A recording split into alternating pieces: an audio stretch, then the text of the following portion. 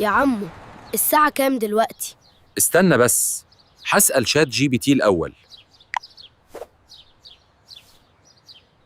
يا طنط، بطني وجعاني، أعمل إيه؟ ثانية، هسأل شات جي بي تي. يا أخويا، دعاء قبل الفطار مستجاب؟ استنى بس، هسأل شات جي بي تي. هو مفيش حد بيرد من غير موبايل ولا إيه؟ أنا سألت شات جي بي تي وقال لي أفضل أنام اليوم كله امبارح عشان جسمي يرتاح. همشي أشوف القهوة دي وأشوف إيه جواها.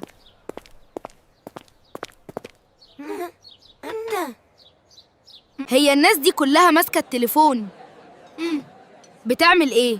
فاتحين شات جي بي تي. هي ليه الناس كلها فاتحين شات جي بي تي؟ بيعملوا إيه؟ اللي عنده مشكلة صحية، واللي عنده مشكلة اجتماعية، واللي عايز استشارة في الدين، واللي ملقاش حد يكلم معاه، قال ادردش مع شات جي بي تي. لما أخرج أشوف صاحبي. هنلعب إيه النهاردة؟ نلعب إيه النهاردة؟ استنى بس، هسأل شات جي بي تي. يا جدو، هو ليه كل ما أسأل حد يقول لي هسأل جي بي تي؟ ده بقى حال ناس كتير دلوقتي. الناس بقت تعتمد على التكنولوجيا بدل ما يسألوا ويتعلموا بنفسهم. اسأل وتعلم بنفسك يا عمر، والتكنولوجيا تكون وسيلة مش بديل.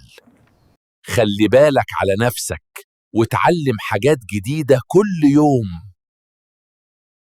جميل، أنا نسأل بس لازم ما نلغيش نفسنا. ودلوقتي قولي اتعلمت إيه، بس ما تسألوش شات جي بي تي. سلام.